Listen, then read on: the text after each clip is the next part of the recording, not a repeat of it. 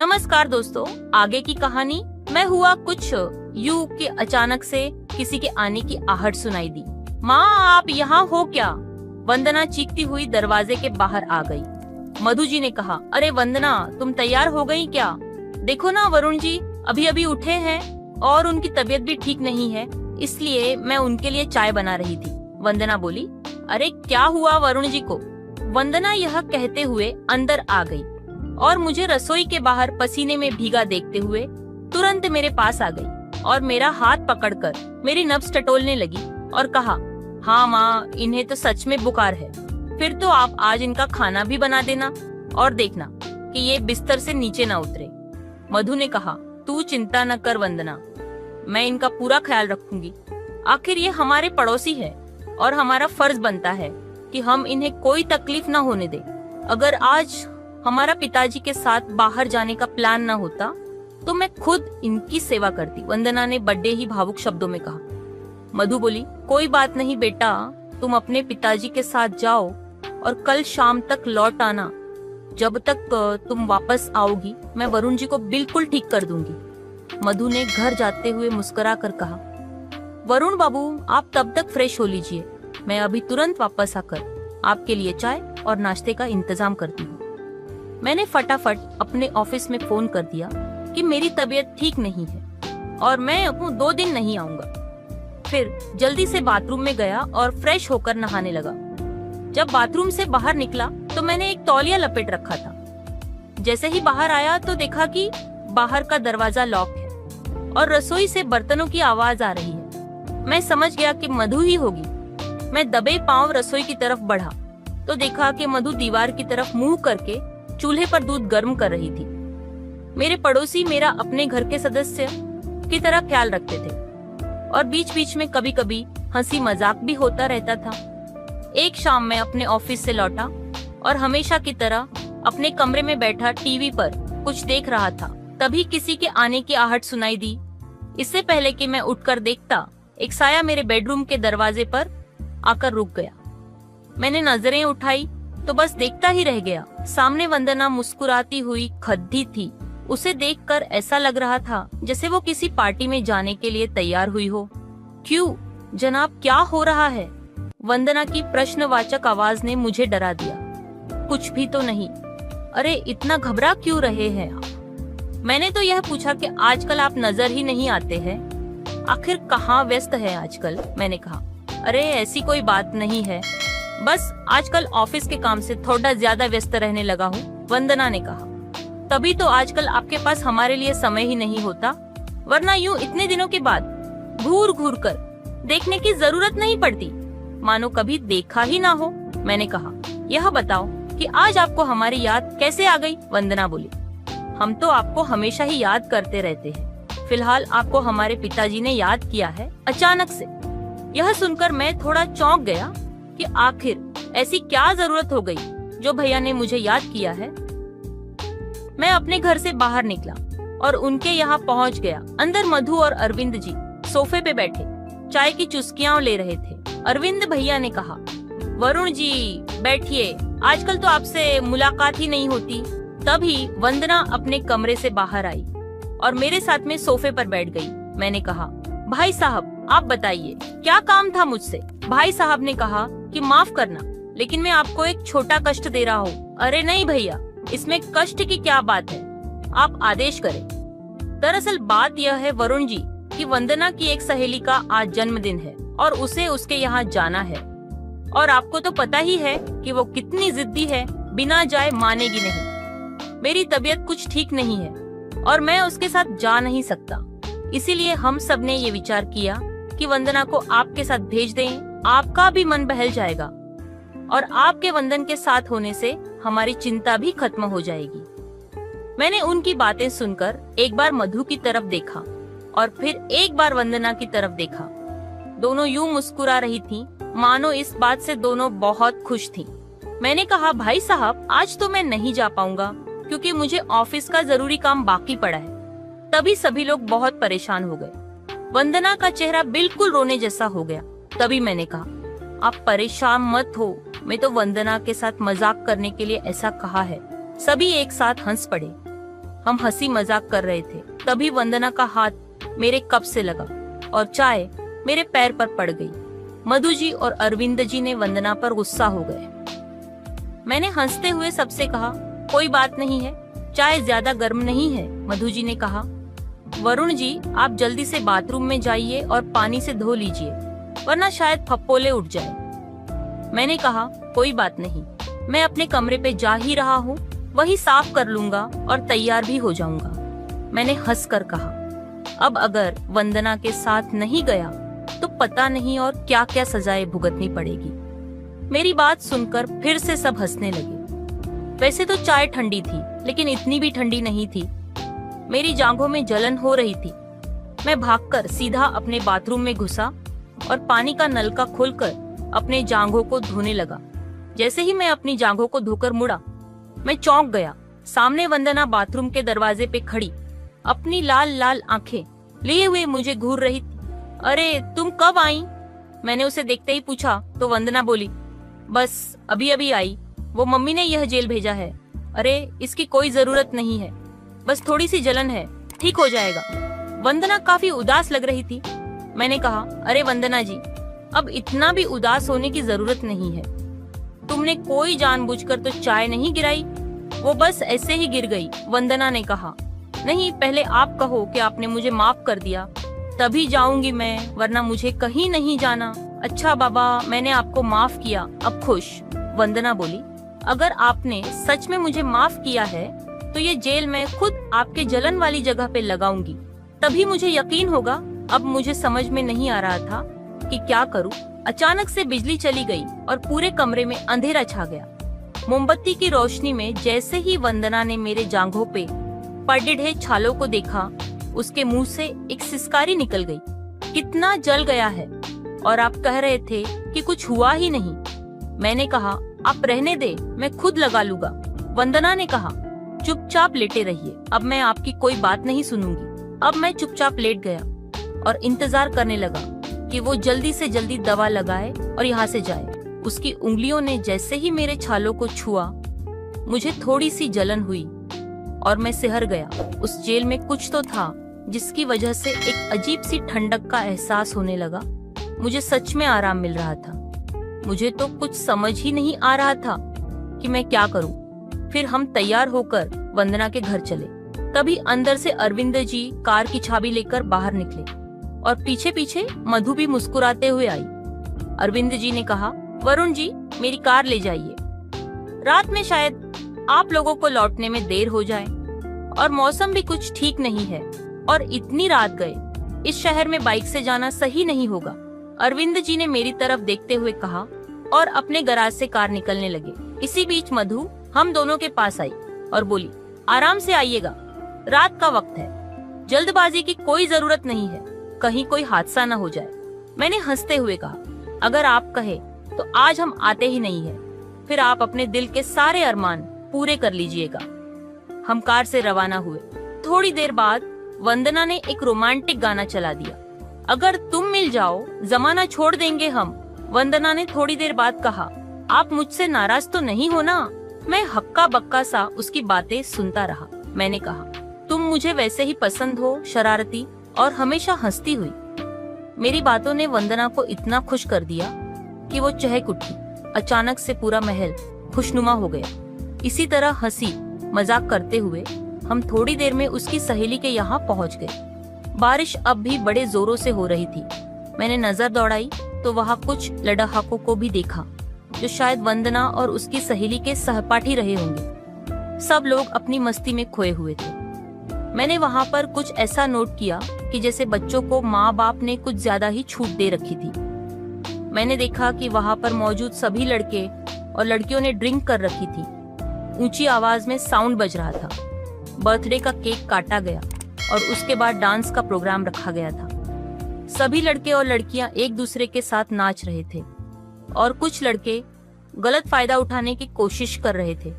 मधु को भी धोखे से ड्रिंक पिला दी गई।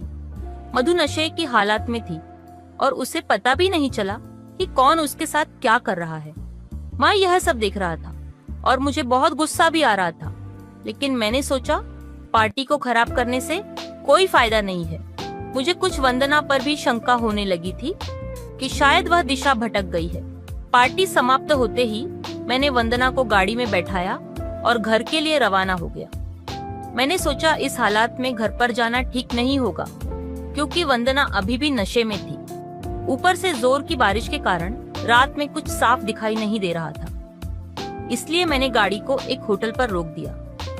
वंदना को उल्टी होना शुरू हो गई, लेकिन थोड़ी देर बाद वंदना सही हो गई थी। बारिश रुकते ही हम घर पहुंचे और सुबह मैंने अरविंद जी और मधु जी को बैठाया और कहा कि आप मुझे अपना घर का सदस्य मानते हो, इसलिए मैं आपसे कुछ कहना चाहता हूँ। मधु जी ने कहा, आप बताइए क्या बात है। तो मैंने पार्टी की सारी बातें अरविंद जी बताई।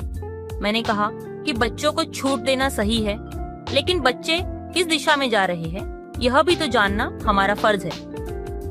अरविंद जी काफी खुले विचारों वाले थे, इसलिए उन्होंने वंदना को समझाया कि हमें ऐसा कुछ भी नहीं करना चाहिए जिससे आपके परिवार वालों को दुख देखना पड़े। हमारा फर्ज बनता है कि हम छोटी छोटी बातों का ध्यान रखें ताकि हमें बाद में पछताना न पड़े।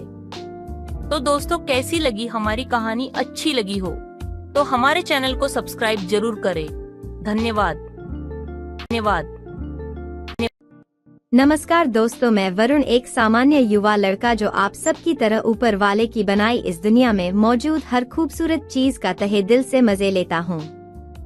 मैं रहने वाला बिहार का हूँ। बिहार की राजधानी पटना में ही मेरा जन्म हुआ, लेकिन मैंने दिल्ली में अपने रिश्तेदारों के यहाँ रहकर अपनी पढ़ाई पूरी की और फिर यहीं बढ़िया सी नौकरी भी मिल गई। दिल्ली की चकाचौंध भरी जिंदगी को अलविदा कहना इतना आसान नहीं होता, लेकिन किस्मत का लिखा कौन टाल सकता है। इसे मेरी ही बेवकूफी कह सकते हैं जो मैं अपने काम को कुछ ज्यादा ही अच्छे तरीके से करता रहा और मेरे कंपनी के ऊपर ओहदे पे बैठे लोगों ने यह सब देख लिया। दिल्ली में बस 2 साल ही हुए थे और इन 2 सालों में मेरे काम से मेरे अधिकारी बहुत प्रभावित थे। आमतौर पर ऐसी स्थिति में आपको बढ़िया सा प्रमोशन मिलता है और आपकी आमदनी भी बढ़ जाती है। मेरे साथ भी ऐसा ही हुआ, लेकिन इस प्रमोशन में भी एक ट्विस्ट था। एक सुबह जब मैं अपने दफ्तर पहुंचा तो मेरे सारे सहकर्मियों ने एक एक करके मुझे बधाइयां देनी शुरू कर दी। मैं अनजानों की तरह हर किसी के बधाई का धन्यवाद करता रहा और इसका कारण जानने के लिए अपनी प्यारी सी दोस्त जो हमारी कंपनी की HR ऑफिसर थी उसके पास पहुंच गया। उसने मुझे देखा तो मुस्कुराते हुए मेरी तरफ एक लिफाफा बढ़ा दिया और मेरे बोलने से पहले मुझे बधाई देते हुए हंस पड़े। हम दोनों के बीच यह आम बात थी, हम हमेशा एक दूसरे से इस तरह की हंसी मजाक कर लिया करते थे। जब मैंने वो लिफाफा खोला तो मेरी खुशी का ठिकाना नहीं था, क्योंकि उस लिफाफे में एक खत था जिसमें लिखा था कि मुझे प्रमोशन मिली है और मेरी तनख्वाह 1.5 गुना बढ़ा दी गई है। लेकिन यह क्या, जब आगे पढ़ा तब पता चला कि यह प्रमोशन अपने साथ एक ट्विस्ट भी लेकर आया है। हमारी कंपनी की कई शाखाएं हैं और उनमें से कुछ शाखाएं अच्छा प्रदर्शन नहीं कर रही थीं। तो उन्हीं में से एक शाखा बिहार के कटिहार जिले में है, जहां हमारी कंपनी को पिछले कई सालों से काफी नुकसान हो रहा था। मेरी कंपनी ने मुझे वहां शिफ्ट कर दिया था। मुझे समझ में नहीं आ रहा था कि मैं हंसू या रो। पहली नौकरी थी और बस 1 साल में ही प्रमोशन मिल रहा था, तो मेरे लिए कोई फैसला लेना बड़ा ही मुश्किल हो रहा था। मैंने अपने घर वालों से बात की और दोस्तों से भी सलाह ली।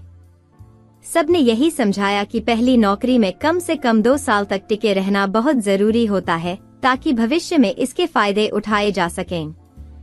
सबकी सलाह सुनने के बाद मैंने मन मारकर कटिहार जाने का फैसला कर लिया और 3 महीने पहले यहाँ कटिहार आ गया। दिल्ली की तुलना में यहाँ एक बहुत ही सुखद शांति का वातावरण है। मेरी कंपनी ने मेरे लिए 2 कमरों का एक छोटा सा घर दे रखा है, जहाँ मेरी जरूरत की सारी चीजें उपलब्ध थीं। हुआ यूं कि एक शाम जब मैं ऑफिस से अपने घर वापस लौटा तो अपने घर के सामने वाले घर में काफी चहल पहल देखी। पता चला कि वो उसी घर में रहने वाले लोग थे जो किसी रिश्तेदार की शादी में गए हुए थे और शादी के बाद वापस लौट आए थे। मैं अपने घर में चला गया, अपने बाकी के कामों में व्यस्त हो गया। रात के करीब 9 बजे मेरे दरवाजे पे दस्तक हुई। मैंने पूछा, कौन? भाई साहब, हम आपके पड़ोसी हैं। एक खनकती हुई आवाज मेरे कानों में पड़ी। मैंने झट से आगे बढ़कर दरवाजा खोला तो बस एक पल के लिए मेरी आंखें ठहर सी गई। मेरे सामने एक औरत हाथों में मिठाइयों से भरी थाल लिए मुस्कुरा रही थी। मुझे अपनी तरफ यूं घूरता देखकर उसने झेंपते हुए अपनी आंखें नीचे कर ली और कहा, भाई साहब, हम आपके पड़ोसी हैं, एक रिश्तेदार की शादी में गए हुए थे और आज ही लौटे हैं। ये कुछ मिठाइयाँ हैं, इन्हें रख लें और थोड़ी देर में आपको हमारे घर खाने पे आना है। यह कहते हुए उन्होंने थाली मेरी तरफ बढ़ा दी। मैंने थाली पकड़ते हुए उनसे कहा, यह मिठाई तक तो ठीक है भाभी जी, लेकिन खाने की क्या जरूरत है? आप लोग तो आज ही आए हैं और थके होंगे, फिर यह तकलीफ उठाने की क्या जरूरत है? तो उस औरत ने कहा, आप हमारे शहर में मेहमान हैं और मेहमानों की खातिरदारी करना तो हमारा फर्ज है। मैंने भी उनसे घर के अंदर आने का आग्रह किया तो उन्होंने कहा, अभी ढेर सारा काम पड़ा है, आप आधे घंटे में चले आइएगा, फिर बातें होंगी। अब एक अजीब सी हालत थी मेरी उस हसी भाभी से दोबारा मिलने का उत्साह और पहली बार उनके घर के लोगों से मिलने की हिचकिचाहट। वैसे मैं बचपन से ही बहुत खुले विचारों का रहा हूँ और जल्दी ही किसी से भी घुल मिल जाता हूँ। खैर, मैं तैयार होकर उनके दरवाजे पहुँचा। दरवाजा खुला और मुझे एक और झटका लगा। सामने एक खूबसूरत सा चेहरा मुस्कान लिए खड़ा था। लड़की ने मुस्कुराते हुए मुझे नमस्ते की और अंदर आने का निमंत्रण दिया।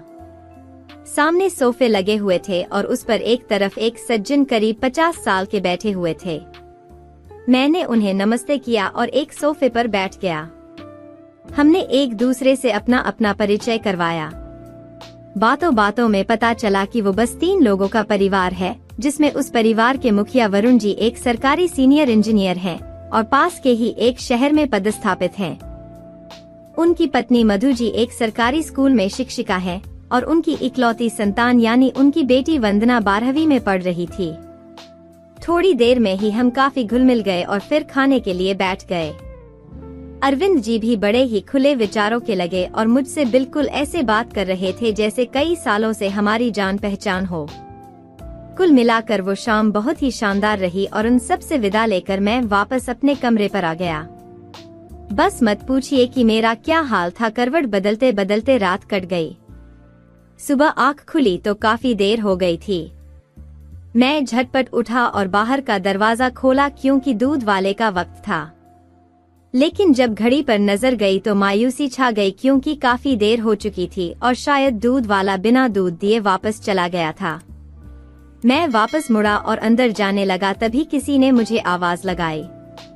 मैंने मुड़कर देखा तो मधु भाभी हाथ हिलाकर मेरी तरफ ही इशारा कर रही थीं। मधु जी ने मुझे ठहरने का इशारा किया और वापस अपने घर में चली गईं।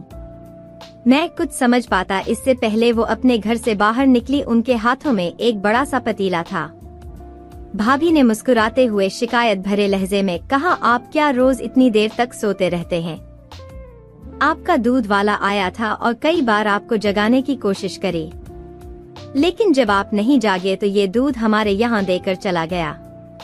मैंने कहा, अरे नहीं भाभी जी, दरअसल कल रात को काफी देर हो गई थी सोते सोते, इसलिए सुबह जल्दी उठ नहीं पाया।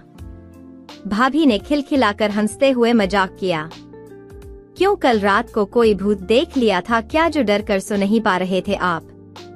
मैंने भी मौके पे चौका मारा और कहा, भूत नहीं भाभी, बल्कि कुछ ज्यादा ही खूबसूरत भूतनी देख ली थी, इसलिए उसको याद करते करते जगता रहा।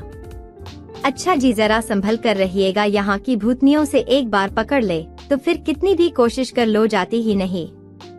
भाभी ने बड़े ही मादक अंदाज में कहा, बड़े छुपे हुए रुस्तम हो आप, हमारी खूब जमेगी लगता है। फिलहाल कोई बर्तन ले आइए और यह दूध ले लीजिए। भाभी ने मेरा ध्यान दूध की तरफ खींचा। मुझे खाली बर्तन नहीं मिला तो भाभी ने कहा, वरुण जी आप ऐसा करें कि फिलहाल मेरे दूध का बर्तन रख ले, मैं बाद में आपसे ले लूंगी। मैं फटाफट तैयार होकर अपने ऑफिस को चल दिया। जाते जाते मैंने एक नजर भाभी के घर की तरफ देखा पर कोई दिखा नहीं। मैं थोड़ा मायूस हुआ और ऑफिस पहुंच गया। वापस आया तो मैंने घर के ठीक बाहर एक गोलगप्पे वाले का ठेला देखा और उस ठेले के पास मधु जी अपनी बेटी वंदना के साथ गोलगप्पे का मजा ले रही थीं। मुझे देखकर दोनों मुस्कुरा उठीं। आइए वरुण जी, आप भी गोलगप्पे खाइए। हमारे यहाँ के गोलगप्पे खाकर आप दिल्ली के सारे गोलगप्पे भूल जाएंगे। अच्छा जी, आपके यहाँ के गोलगप्पे इतने स्वादिष्ट हैं जो मुझे दिल्ली के गोलगप्पे भुला देंगे। मैंने भी उसे जवाब दिया और उनकी तरफ बढ़ गया। ठेले के करीब जाकर मैं गोलगप्पे खाने को तैयार हो गया। भैया, इन्हें बड़े बड़े और गोल गोल खिलाना, ये हमारे शहर में मेहमान हैं, तो इनकी खातिरदारी में कोई कमी न रह जाए। वंदना ने मेरी आंखों में एकटक देखते हुए शरारती मुस्कान के साथ गोलगप्पे वाले को कहा। मैं बोल पड़ा, गोल गोल तो ठीक है, लेकिन ज्यादा बड़े मुझे पसंद नहीं हैं। इतने बड़े ही ठीक हैं जो एक ही बार में पूरा मुंह में आ जाए और पूरा मजा दे। मैं मुस्कुराते हुए उन दोनों के साथ गोलगप्पे खाने लगा। अगली सुबह मेरी आंख फिर से देर से खुली घड़ी की तरफ देखा तो फिर से 9 बज चुके थे। दौड़ता हुआ बाथरूम में घुसा और फटाफट फ्रेश होने लगा। अचानक से मेरे दिमाग में दूध का ख्याल आया और बरबस ही चेहरे पे एक मुस्कान आ गई। लेकिन काफी देर हो गई और कोई भी दूध देने नहीं आया। मैं मायूस होकर अपने ऑफिस के लिए कपड़े पहनकर तैयार हो गया और अपने दरवाजे की तरफ बढ़ा। बुझे मन से दरवाजा खोला और बस ठिठक कर खड़ा रह गया। सामने वंदना अपने हाथों में एक बर्तन लिए खड़ी थी जिसमें शायद दूध था। आपने कुछ खाया पिया भी है या ऐसे ही चल दिए ऑफिस? वंदना ने अचानक मेरा ध्यान तोड़ते हुए पूछा। वो कुछ बिस्किट्स पड़े थे, वो खा लिए हैं। ऑफिस में देर हो रही थी, मैंने पकड़े गए मुजरिम की तरह सफाई देते हुए कहा और मुस्कुराने लगा। हमें पता था, चलिए, माँ ने आपको नाश्ते के लिए बुलाया है। उन्हें पता था कि आप ऐसी ही कोई हरकत करेंगे। वंदना ने बिल्कुल आदेश देने वाले अंदाज में कहा और मुझे बड़ी बड़ी आंखें दिखाने लगी। मैंने जैसे ही यह सुना कि मधु जी ने ही उसे यहाँ भेजा है, वो भी मुझे बुलाने के लिए, तो मानो मेरी खुशी का ठिकाना नहीं रहा। मैंने झूठ मूठ ही वंदना से कहा, मुझे बहुत देरी हो जाएगी ऑफिस पहुँचने में, आज रहने दीजिए, फिर कभी आ जाऊंगा। जी नहीं, यह हमारी मम्मी का हुक्म है और उनकी बात कोई नहीं टाल सकता, तो जल्दी से दूध का बर्तन अंदर रख दीजिए और हमारे साथ चलिए, वरना अगर मम्मी नाराज हो गई तो फिर बहुत बुरा होगा। वंदना ने मुझे डराते हुए कहा और फिर दूध का बर्तन अपनी रसोई में रखकर उसके साथ चल पड़ा। मैंने बिना कुछ कहे बैठकर चुपचाप इधर उधर देखते हुए नाश्ते की प्लेट की तरफ अपना ध्यान लगाया। कहीं न कहीं मेरे मन में यह ख्याल भी आ रहा था कि कहीं मेरी कल की हरकतों की वजह से वो मुझे किसी गलत तरह का इंसान न समझ बैठी हो। शायद तभी आज वो खुद दूध देने नहीं आई। हमने अपना नाश्ता खत्म किया और मेज से उठ गए। रुकिए, थोड़ा जूस पी लीजिए, सेहत के लिए अच्छा होता है, मधु जी ने कहा। मधु जी ने जल्दी से फ्रिज से जूस का जग निकला और गिलास में जूस भरने लगीं। मैंने एक सांस में पूरा जूस का गिलास खाली कर दिया और गिलास को उनकी तरफ बढ़ा दिया। कल भी देर तक सोने का इरादा तो नहीं है, कहीं आदत न बिगड़ जाए आपकी। मधु जी ने चुप्पी तोड़ते हुए उस स्थिति को संभालते हुए कहा, अगर आप हर रोज कल की तरह दूध पहुंचाने आए तो मैं रोज ही देर से उठा करूंगा।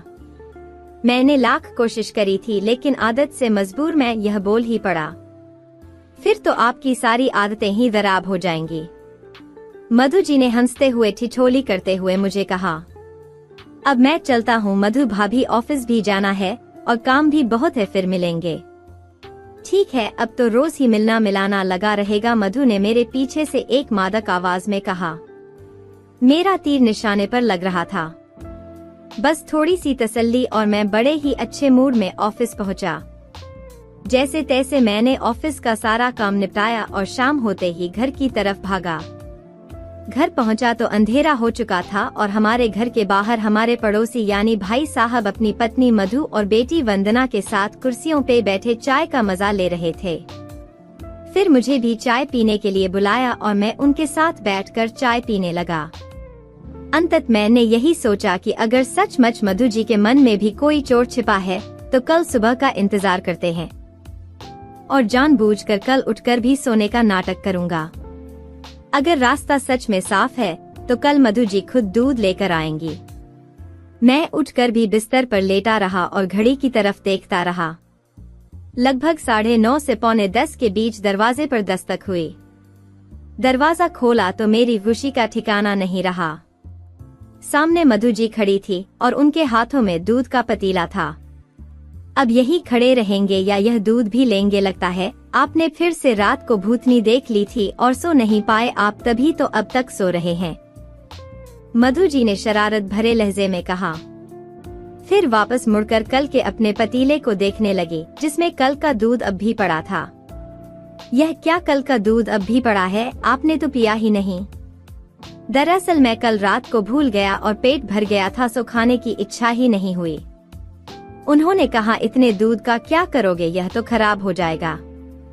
तो मैंने कहा नहीं भाभी आप चिंता मत कीजिए, मैं दूध का दीवाना हूँ, चाहे जितना भी दूध हो मैं बर्बाद नहीं होने देता। फिर यहाँ के दूध की तो क्या कहने जी करता है, बस सारा ही पी जाऊं। भाभी ने कहा फिर तो यह जगह आपके लिए जन्नत है, यहाँ तो दूध की नदियाँ बहती हैं और दूध भी इतना स्वादिष्ट कि सब कुछ भुला देता है। अब यह तो तभी पता चलेगा न भाभी जब कोई असली दूध का स्वाद चखाए। आजकल तो दूध के नाम पर बस पानी ही मिलता है। भाभी ने कहा अब असली दूध के लिए तो थोड़ी सी मेहनत करनी पड़ेगी। मैंने कहा हम बहुत मेहनती हैं, मधु जी आप कहिए तो सही। अचानक से किसी के आने की आहट सुनाई दी। माँ आप यहाँ हो क्या? वंदना चीखती हुई दरवाजे के बाहर आ गई। उसके बाद क्या हुआ दोस्त, यह कहानी आगे के पार्ट में जारी रहेगी। कहानी अच्छी लगी तो हमारे चैनल को सब्सक्राइब जरूर करें। धन्यवाद।